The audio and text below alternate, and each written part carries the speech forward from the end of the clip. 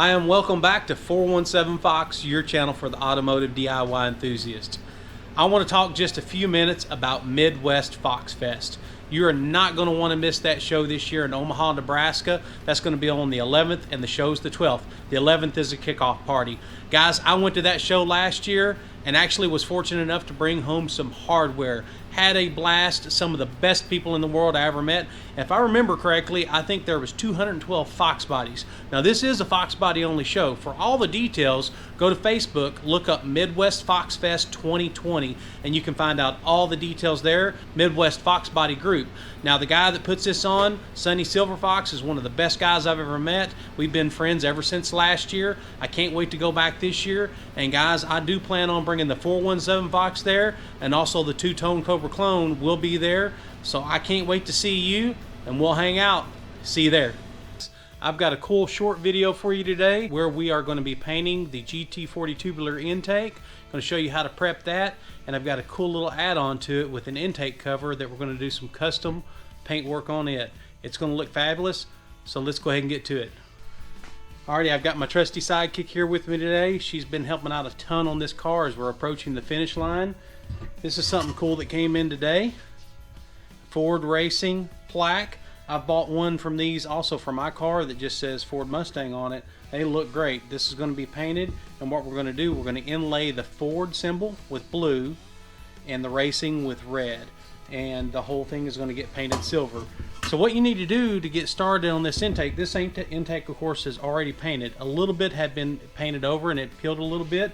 So what Angel is doing over here is she's getting the whole thing scuffed up with a red scuff pad. And any of the areas that really need some attention, like right here, she took 320 grit and feathered that out. And then since that's now down to raw aluminum, I'll just take a little bit of self-etching primer and go over this.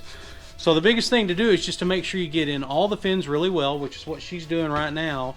Get everything scuffed down really well.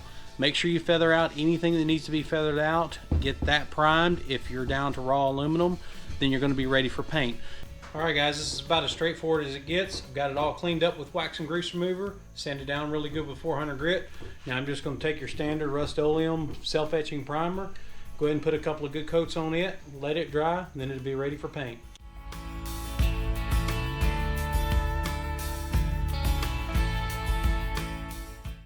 I'm ready for paint. I'm going to go ahead and get ready to get this mixed up. I'm just using a single stage paint, silver, but I'm actually going to go over it with clear.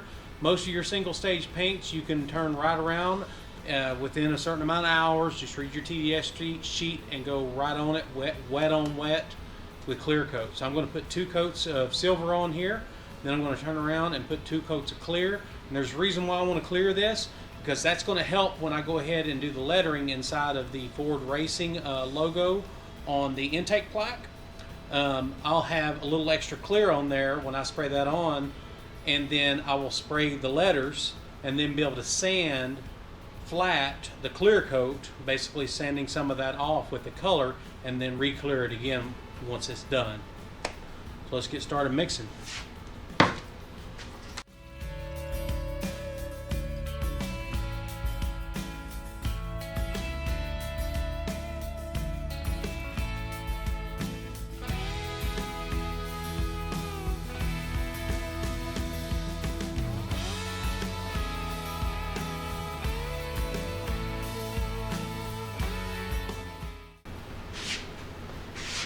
I'm just using my Harbor Freight detail gun.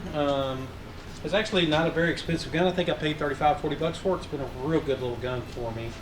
It's 1.0 tip. I'll be able to really crank this pressure down, really control how much is coming out of the gun.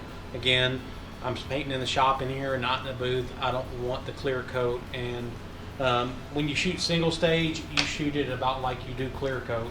And I just don't want this stuff going everywhere. It's an intake. It don't have to be perfect.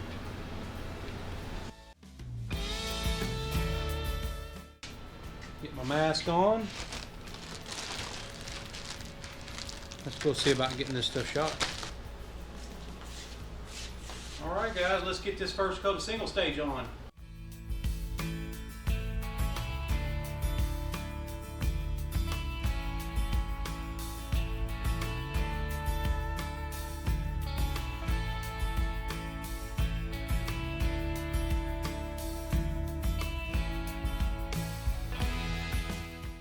Alright boys, it's getting late, but I've done started, so I gotta finish. Now we gotta go ahead and get 2 coats of clear on here. I've already cleaned my gun out and I've got my clear all mixed up. Just kind of wanted to show you what it looks like with the 2 coats of single stage on here. Really it's kind of 2.5 coats. Anytime with metallics, and I know it's not that big of a deal if you're doing it on, say, an intake, but it's a good idea to do what's called an orientation coat or a drop coat.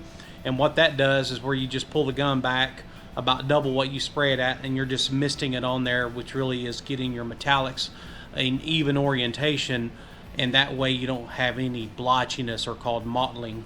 So here she is. I think that single stage actually laid out pretty dang nice. I'm pretty happy with it. I've already got my clear ready to go. I'm going to load this clear up, and once I get it sprayed, I'll be back and I'll show you the finished result. Alright guys, the clear is done and it turned out fantastic.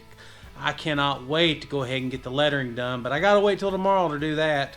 I need to make sure this stuff gets good and dry before I start messing with this clear. But I do want to show you how it turned out with this clear smashed on that single stage silver. Take a look.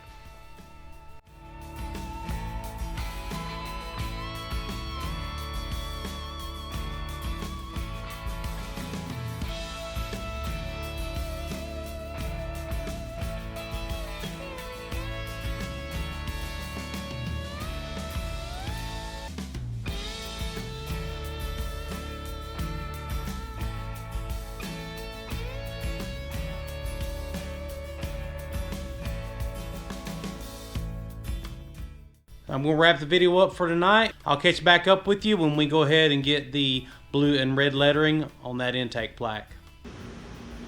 Alright guys, I'm out here. It's tomorrow night. I've let this get fully dried. I actually put it in the toaster oven for 150 degrees, let it bake for about an hour, which is similar to what it would do in a booth. That way I make sure this clear is all the way hardened. And what I'm going to do now is I've got all this taped off. The racing is going to be in red. Now how to do that is, yeah, you could get a paintbrush out, but it's probably going to be sloppy. So the best thing to do is go ahead and spray this, and then once we're done spraying the red here and the blue on the Ford, then we will flat block, wet sand the overspray off of it, and then re-clear it, and it'll look like it was made from the factory that way. So I'm going to go ahead and get you in here close. Alright guys, I've got my Harbor Freight gun again. I do have an airbrush, but for some reason there is something wrong with it and I can't get it to work. So just for this, I'm going to use this. I've got my pressure at 4 psi is all I need. I've got the fan control all the way back, and I'm only probably out on the fluid control about 3/4 of a turn. That way I can spray it and get a very fine line. We're going to be sanding off any of the other stuff anyway, but what I'm going to do is I'm going to go ahead and get 2 coats of this on here, just like this.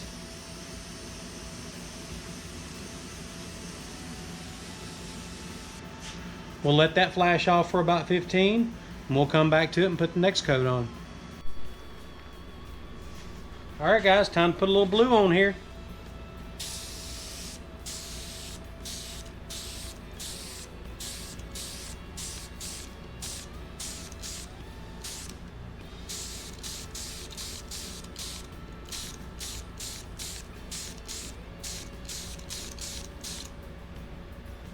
Alright, I'm going to let that dry. About 15 minutes, come back and put another coat. Alright guys, so I've got all of the tape off. I've got the blue painted, I've got the red painted. Now I'm ready to go ahead and remove all of that paint. So just remember, when you get ready to do a project like this, don't get in a hurry, because this has taken a total of 3 days to do this one piece for the time to wait in between to get proper drying. Always follow your TDS sheets on any of your products that you're using to ensure, because it will tell you how long before you can tape, how long before you can sand, how long before you can buff. It'll tell you all those things. So I follow those TDS sheets to make sure I'm given enough time. I've actually even added a little extra benefit.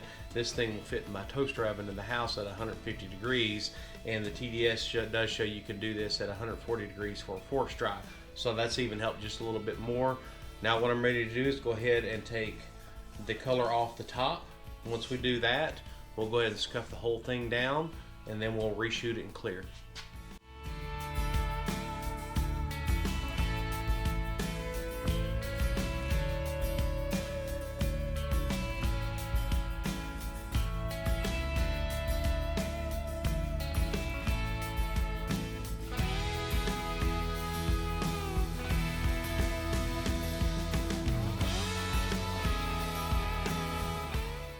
Alright guys, I've got my soft pad here to do my 600 grit wet. I'll go ahead and wet sand all of this with 600 grit, then we'll be ready for clear.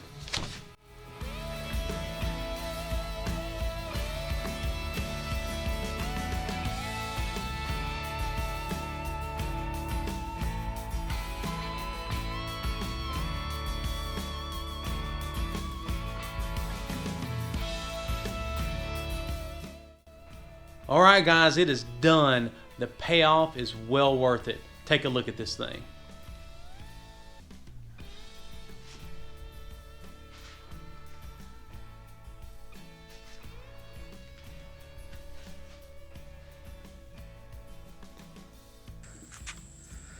Guys, I wouldn't be doing it justice if I didn't get it out here in the sun so you could see it in the daylight.